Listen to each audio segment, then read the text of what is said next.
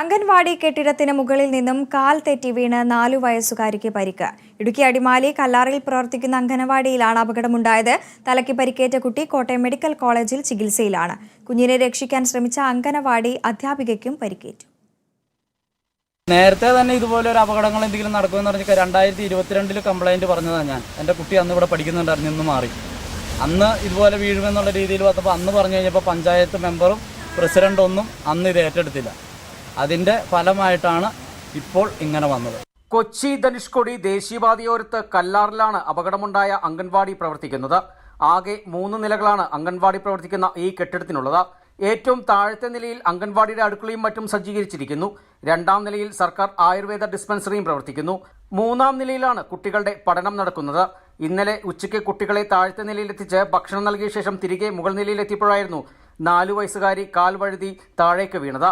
കുട്ടികൾ വീഴാണ്ടിരിക്കാനും മറ്റുള്ള സൗകര്യങ്ങളും ഗേറ്റ് സഹിതം അംഗൻവാടി താഴെ നിലയിലുണ്ട്.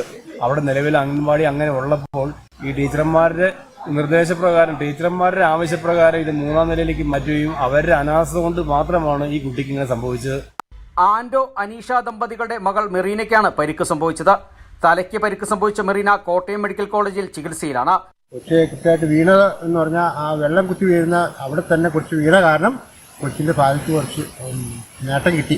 അതെല്ലാവരും കുറച്ച് തകർന്നു പോയത്. കുഞ്ഞു പിള്ളേരാണ് വരുന്നത്. ഈ 2ാമത്തെ നിലയിൽ ഇങ്ങനെ വെച്ചേക്കുന്ന കാരണമാണ് ഈ അപകടം സംഭവിച്ചിരിക്കുന്നതെന്നാണ് എനിക്ക് മനസ്സിലാക്കാൻ കഴിയുന്നത്. കുട്ടിയെ രക്ഷിക്കാനുള്ള ശ്രമത്തിനിടയിൽ അംഗൻവാടി അധ്യാപികയ്ക്കും വീണ് പരിക്ക് സംഭവിച്ചു. കാലിന് പരിക്കേറ്റ അധ്യാപിക അടിമാലി താലൂക്ക് ആശുപത്രിയിൽ ചികിത്സയിലാണ്. സംഭവത്തിൽ പ്രതിഷേധവുമായി രക്ഷിതാക്കളും പ്രദേശവാസികളും രംഗത്തെത്തി.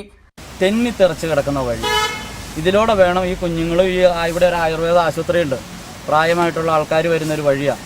അവർക്കൊന്നും ഇതിലൂടെ ഇറങ്ങി നടക്കാൻ പറ്റില്ല. പഞ്ചായത്ത് ഇത് ശ്രദ്ധിക്കുന്നില്ല. അതുപോലെ തന്നെ ആ ടൈലിലൊരു പാസേജിലിട്ടേക്കുന്ന ടൈലിലൊരു ഗ്രിപ്പ് പോലും ഇല്ലാത്ത ടൈല്, വെള്ളം നനഞ്ഞാൽ തെന്നി വീഴും. അതിലൂടെയാണ് ഈ കുട്ടികൾ നടന്നു കയറി പോകുന്നത്. താഴത്തെ നിലയിൽ സൗകര്യങ്ങൾ കൊണ്ടുവന്നിരിക്കെ കുട്ടികളുടെ പഠനം മുകൾ നിലയിൽ നടത്തുന്നതാണ് അപകടത്തിന് വഴിയൊരുക്കിയെന്നാണ് ആക്ഷേപം. Kerala vision news, Idukki.